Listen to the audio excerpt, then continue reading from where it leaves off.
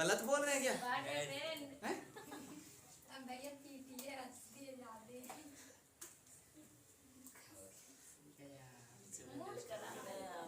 अरे यार देखो इधर ध्यान दो। हम लोग एक ऐसा टॉपिक है ये जिसको मतलब कि समझ लो कि इंग्लिश में अगर तुम इसको यूज करोगे ना तो ये बहुत ही इनोवेटिव तरीके से तुम किसी चीज को बोल सकते हो, समझे कि नहीं? यानी कहने का मतलब तुम किसी भी बात को सजा के बोल सकते हो, समझे कि नहीं? ये सजावट समझ लो, ये मॉडल जो है ना वो एक प्रकार का सजावट है। उसके आगे पढ़ते हैं कि आखिरकार मॉडल होता क्या है, बाकी सजावट हम लोग बाद में करेंगे। पहले नहाने धोते हैं, नहाएंगे धोएंगे तब न जाके सजावट करेंगे। ऐसा नहीं कि खेल के आए उसके बाद पूरा गर्दा है उसके बाद फेयर एंड हैंडसम ऊपर से, समझे कि नहीं? वो बेचारा गर्दा के साथ वो भी गिर जाएगा, समझे? देखो इधर मॉडल क्या होता है? मॉडल एक हेल्पिंग वर्ब होता है। मॉडल जो होता है वो एक हेल्पिंग वर्ब होता है और हम लोग हेल्पिंग वर्ब के बारे में पढ़ चुके हैं।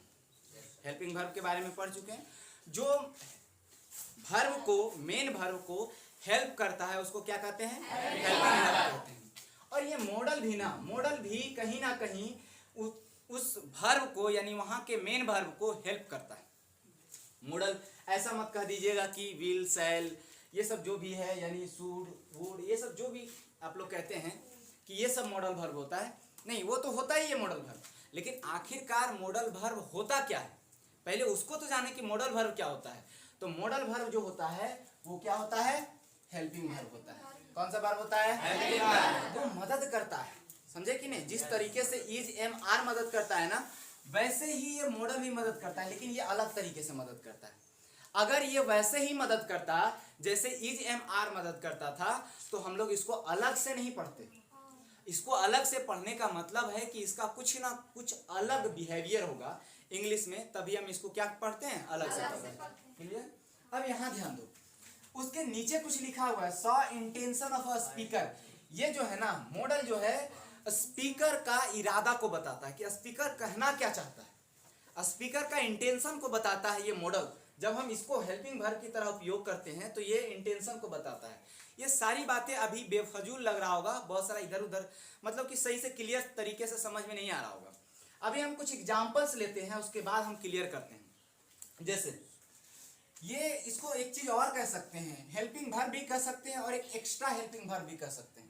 इसको आप एक्स्ट्रा हेल्पिंग वर्ब भी कह सकते हैं।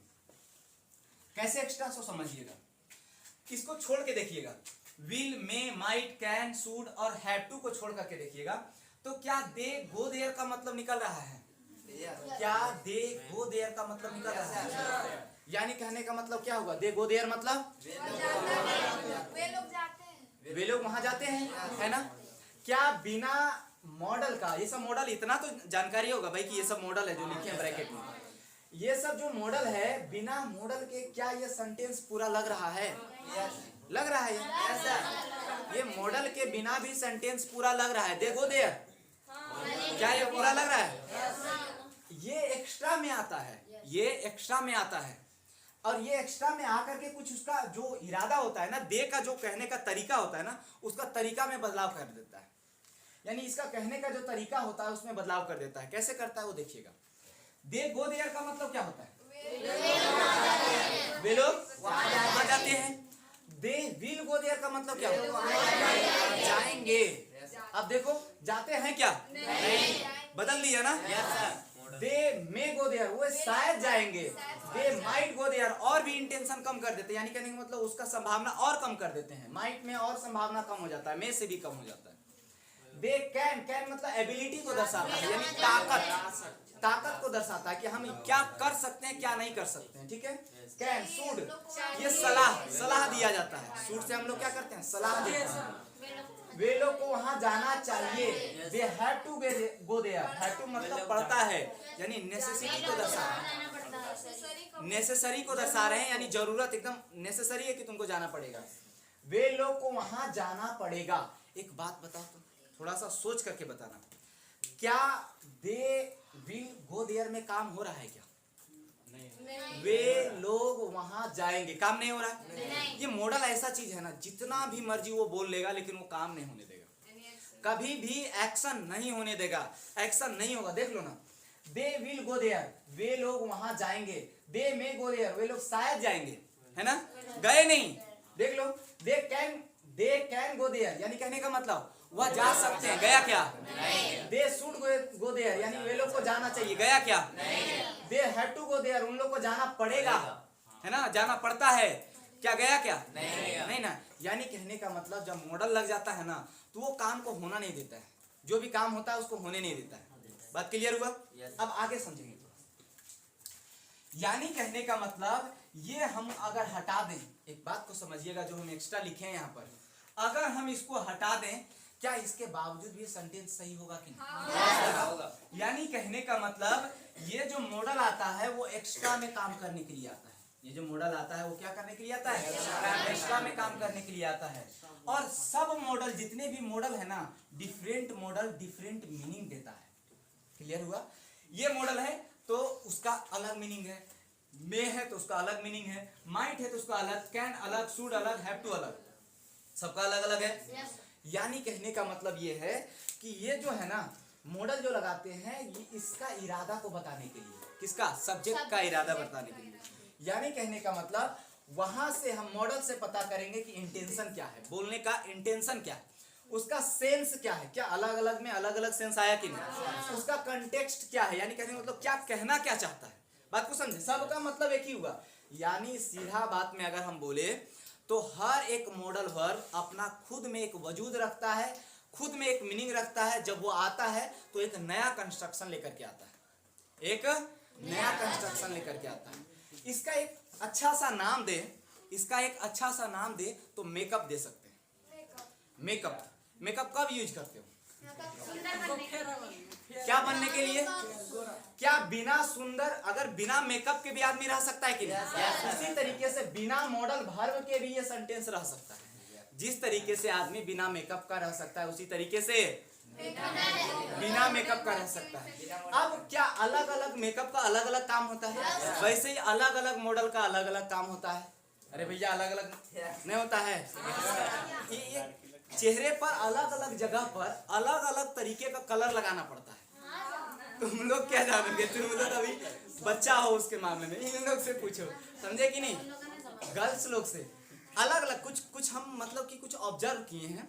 तो ये वाला पोर्शन इसको रेड होना चाहिए, फिर बहुत सारा पोर्शन जिसको गड्ढा बनाने के लिए उसको अलग अलग मेकअप का यूज किया जाता है। मतलब एक क्या कहते हैं, एक होता है जब क्या कहते हैं उसको यार, जहाँ मेकअप होता है क्या कहते हैं उसको? हाँ, ब्यूटी पार्लर, और उसको एक नाम से जानते हैं, ब्यूटी पार्लर, और कुछ कहते हैं उसको, शायद नहीं कहते हैं। अच्छा छोड़ो भाई, तुम लोग को भी नहीं पता। ब्यूटी पार्लर में जाओगे तो उसका एक हर एक मेकअप का अलग अलग काम होता है। अगर तुम कम पैसा यूज किए तो तुम धूप में नहीं जा सकते मेकअप पहन करके। पहन करके, हाँ तो पहन करके ही तो बोल रहे हैं। अब क्या बोले, लगा करके, बात वही हुआ। यानी तुम मेकअप लगा करके तुम धूप में नहीं जा सकते अगर सस्ता वाला मेकअप किया तो, और अगर तुम थोड़ा महंगा वाला वाटर प्रूफ वाला किया अगर तो तुम कहीं भी जा सकते हो, कुछ दिन तक टिकाऊ रहता है, फिर उसके बाद ओरिजिनल कलर में आ जाओगे। उसी तरीके से ये मॉडल है।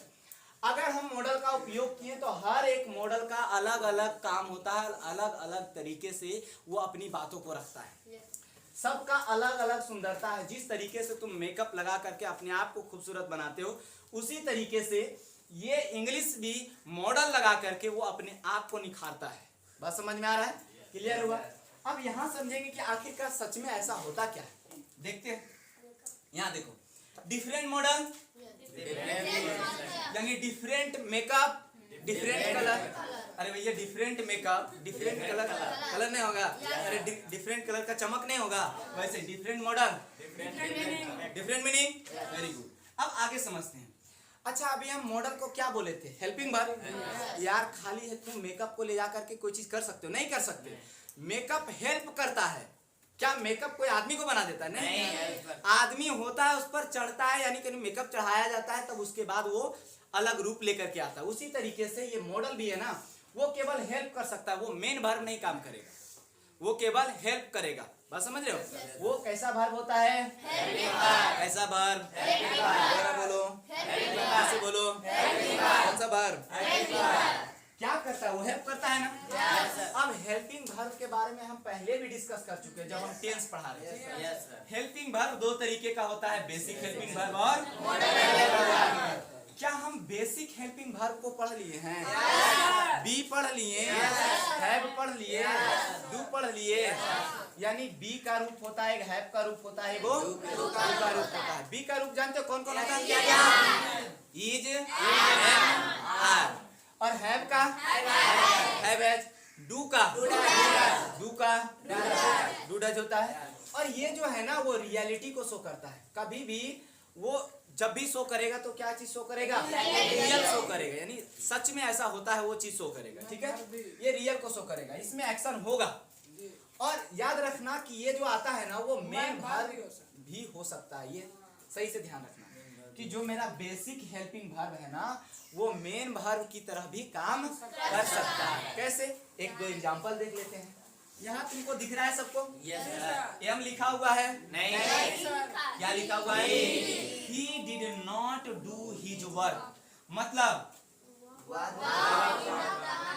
वह नहीं करता है उसका वर्क, है ना? He did not do his work। उसका वर्क नहीं कह देना, अपना वर्क। ही का अपना हिज, यानी वह अपना काम नहीं करता है। डिड से करता है, अरे वो अपना काम नहीं किया। समझे कि नहीं? फ्लो में बह जाता है ना? वह अपना काम नहीं किया। अगर हम इसको देखें तो डिड क्या है यहाँ पर? कौन सा वर्ब? हेल्पिंग वर्ब या मेन वर्ब? अरे बुढ़बा, हेल्पिंग वर्ब मेन वर्ब यहाँ है। ऐसे करोगे तो हम पढ़ाना बंद कर देंगे, कह देते हैं। ये मेन वर्ब या हेल्पिंग वर्ब है? अभी भी किसी का आवाज आया मेन वर्ब?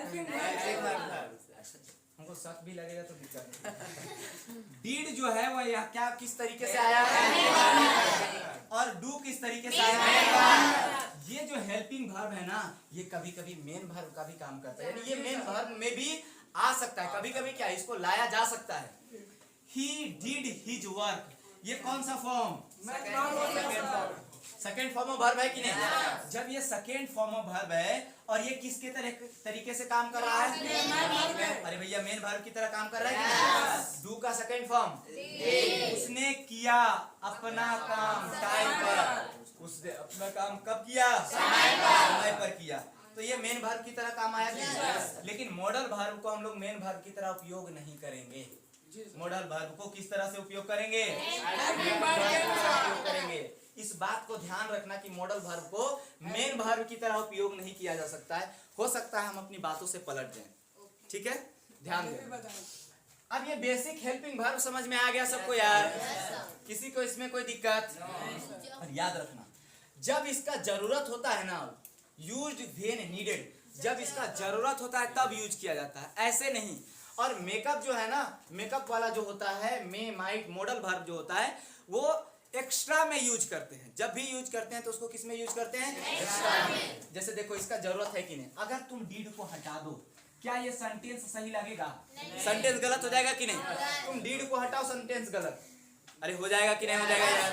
यानी जब भी बी हैव और डू जो हेल्पिंग वर्ब की तरह आएगा तो वो जब भी जरूरत होगा तब आएगा और जरूरत नहीं होगा तो नहीं आएगा। देख लो ना, अगर तुम इसका जरूरत समझते हो कि इसका जरूरत नहीं है तो हटा के देख लो कि जरूरत है कि नहीं। किसी भी आदमी का कीमत कब पता चलता है, उसका जरूरत है कि नहीं कब पता चलता है? जब वो चला जाता है। जब वो मेरे पास नहीं होता है तब उसका कीमत पता चलता है। उसी तरीके से इस डीड को हटा के देखो कि इसका जरूरत है कि नहीं। क्या हम डीड को हटाएंगे सेंटेंस बना सकते? ही नॉट डू हिज वर्क, क्या ये सही सेंटेंस है? नहीं है। तो क्या हमको डीड लगाना जरूरी है कि नहीं? यानी इसका जरूरत है कि नहीं? इसीलिए कहा गया कि बी हैव डू का जरूरत जब होता है तभी उसका उपयोग किया जा सकता है। ये बात सबको समझ में आया? ये सबको समझ में आया? ये बात सबको समझ में आया? आगे बढ़े। नेक्स्ट है हेल्पिंग वर्ब का दूसरा रूप, वो है model helping verb, MHV, model helping verb. जो मॉडल हेल्पिंग वर्ब होता है ना वो अभी बताएं, वो मेकअप की तरह यूज किया जाता है। किस तरह यूज किया जाता है? मेकअप की तरह यूज किया जाता है। और जो मेकअप किया जाता है ना वो किस पर किया जाता है? तुम मेकअप किस पर करोगे भाई? ओरिजिनल रूप पर ना मेकअप करोगे। मेकअप कब होता है? साफ सुथरा रूप पर। अरे भैया तुम नहा धो के आएगा तभी मेकअप करेगा रे, ये देहाती लोग। तुम नहा धो के ना मेकअप करते हो, ऐसे कर लेते हो?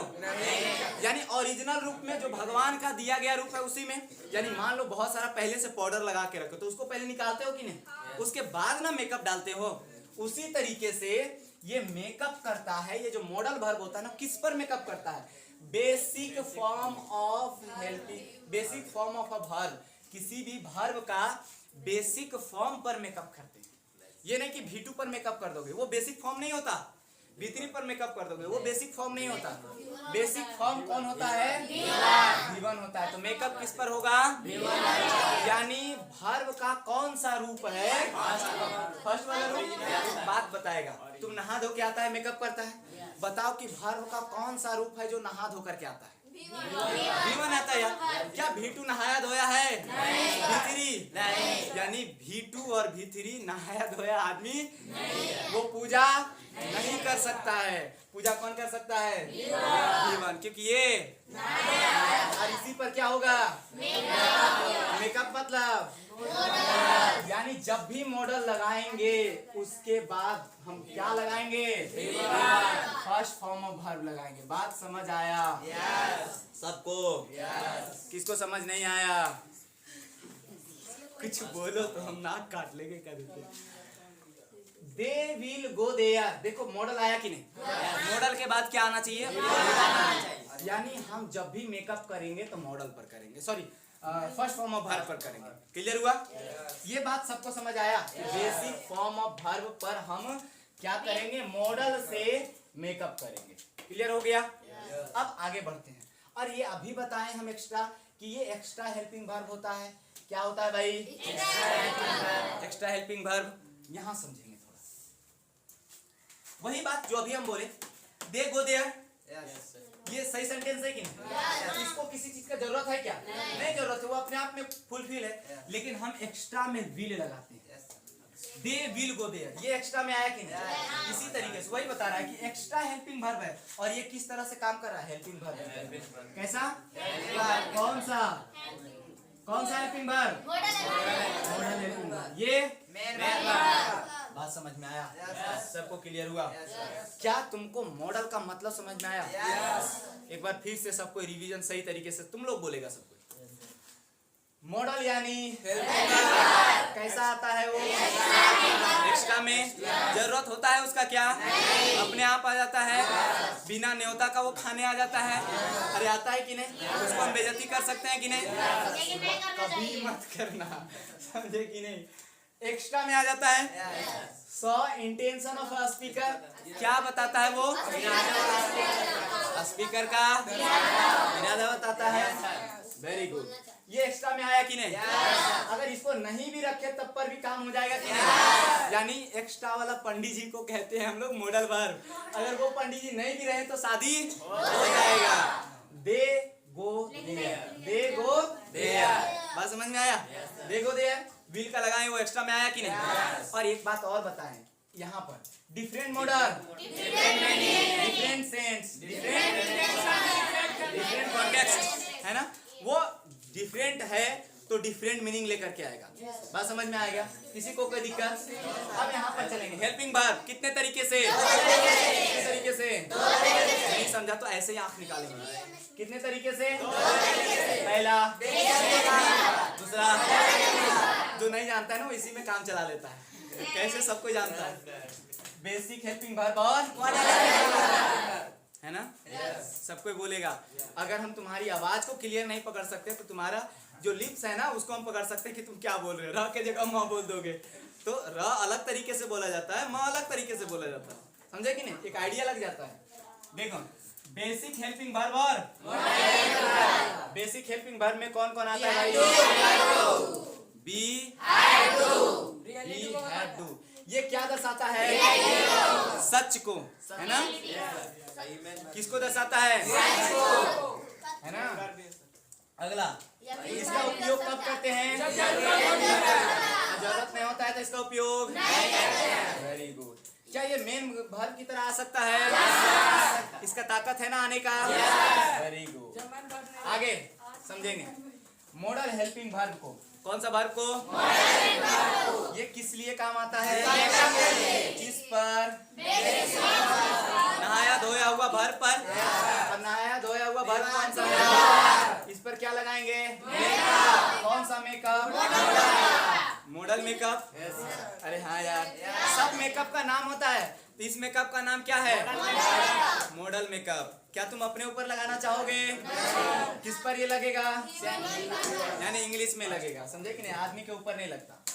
और ये कैसा हेल्पिंग वर्ब है? 2 बार बता दिए, भूलोगे नहीं? एक बार और बता दें। आगे समझे। He did not do his work। इसमें ये क्या है? यहाँ समझोगे ये मेन वर्ब की तरह आ गया।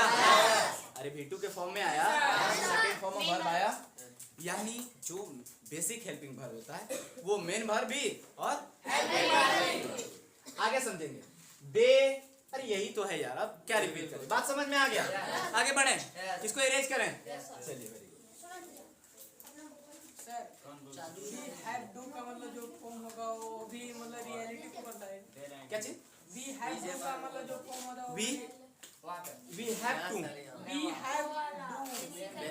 वी हैव डू, हाँ ये रियलिटी को ही दर्शाता है। उसका फॉर्म भी रहेगा तो इसका फॉर्म ही की बात कर रहे हैं। बी का मतलब ये नहीं कि खाली बी का मतलब इजेमा, है का मतलब है वे डू डच, और एक और डीड, समझे कि नहीं? इसी का फॉर्म होता है, ये रियलिटी को दर्शाता है।